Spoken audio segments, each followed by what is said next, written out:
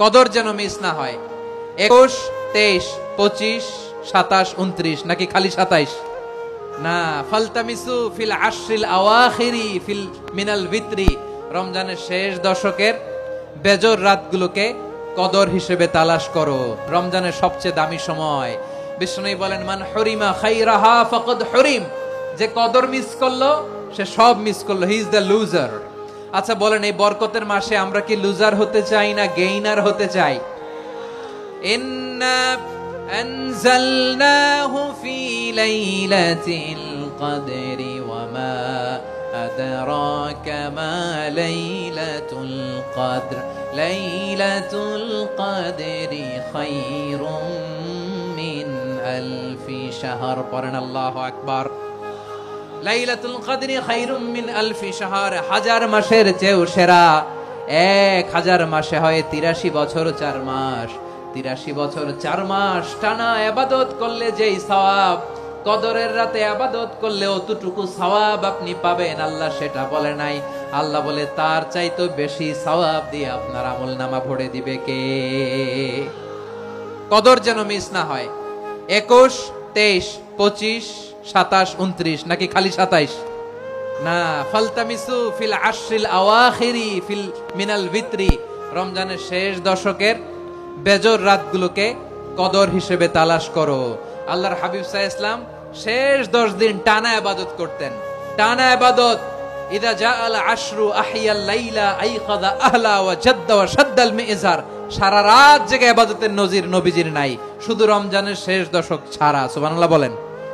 নিজেও ঘুমাতেন না, ফাতেমা রাদিয়াল্লাহু তাআলা আনহু, আলী রাদিয়াল্লাহু তাআলা আনহু কাউকে ঘুমাতে দিতেন না, সবাইকে জাগিয়ে তুলতেন। আমরা সারা রাত জেগে ইবাদত করব, রাজি আছেন তো?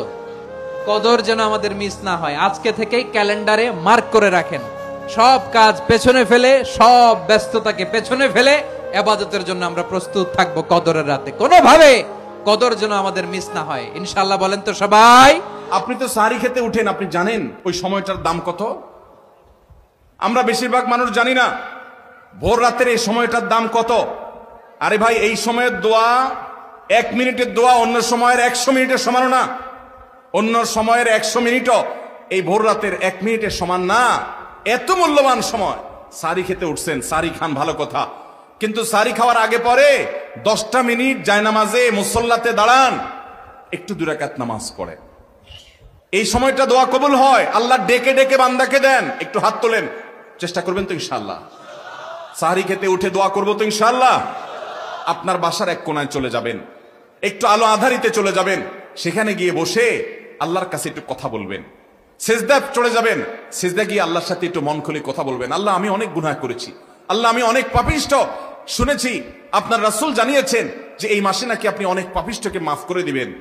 আল্লাহ, আপনি নাকি অনেক জাহান্নামে যাদের নাম চলে গেছে জাহান্নামীর তালিকাভুক্ত, তাদেরকে মুক্ত করে জান্নাত দিয়ে দিবেন, আপনি নাকি ওয়াদা করেছেন। আল্লাহ, আমাকে একটু তাদের মধ্যে শামিল করে দেন। আল্লাহ, আপনি দিলে আপনার কোনো অভাব হবে না। আল্লাহর সাথে একটু কথা বলা, মুনাজাত করা ভোর রাতে করার চেষ্টা করবো তো ইনশাআল্লাহ? ঘরের এক কোনায় চলে যাবেন, সাহারিটা আগে আগে খেয়ে শেষ করবেন, আজানের এখনো 15 মিনিট বাকি। চলে যান এক কোনায়, ওযু করে দাঁড়ায় যান 2 রাকাত নামাজে, চলে যান সিজদায়, একটু দোয়া করেন। নিরিবিলি জায়গা যদি বাসায় না থাকে, ছাদে চলে যান, মসজিদে আগে চলে যান, এক কোনায় চলে যান। এই সময়ের 10টা মিনিট অন্য সময়ের ঘন্টাকে ঘন্টার চাইতে মূল্যবান। চেষ্টা করবো তো ইনশাআল্লাহ? ভাইরা আমার, সিয়াম আমাদেরকে হারাম ছাড়ার প্রশিক্ষণ দেয়। সিয়াম আমাদেরকে বলে তোমার যা মনে চায় তা করতে পারবা না। অনেক অবৈধ কাজ করার সুযোগ আসে, তোমার মনেও চায়, কিন্তু করা যাবে না।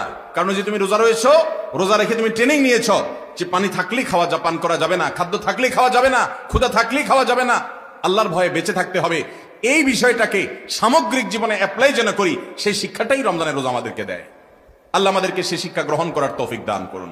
ভাইরা আমার, এক কথা বুঝতে চান, এক কথায় যদি বলি রোজা কি, তাহলে আপনি বলতে পারেন রোজা বলা হয় সবরের নাম। রোজা কিসের নাম ভাই? সবরের নাম। ওই যে ক্ষুধা আছে, খাবারও আছে, তৃষ্ণা আছে, পানিও আছে, তারপরও খাচ্ছেন না, এর নাম সবর। এর নাম কি? ধৈর্য ধারণ করা, নিজেকে নিয়ন্ত্রণ করতে শিখা। আমাদের যুবকদেরকে উচ্ছৃঙ্খল হওয়ার জন্য হাজারটা আয়োজন, ভোগবাদী এই সমাজে আছে। ইসলাম শুধু বলে ভোগ নয়, ত্যাগ করতে শিখো। কন্ট্রোল করতে শিখো, নিয়ন্ত্রণ করতে শিখো নিজেকে। যেখানে সেখানে ডাইরেক্ট হয়ে যাওয়া নয়, নিজেকে আটকে রাখা, নিয়ন্ত্রণ করা, সবর করা। সবর মানে শুধু বিপদে ধৈর্য ধারণ করার নামই সবর নয়। সবর মানে নিজেকে যে কোনো কাজে আবদ্ধ করে ফেলা, এটা হলো সবর।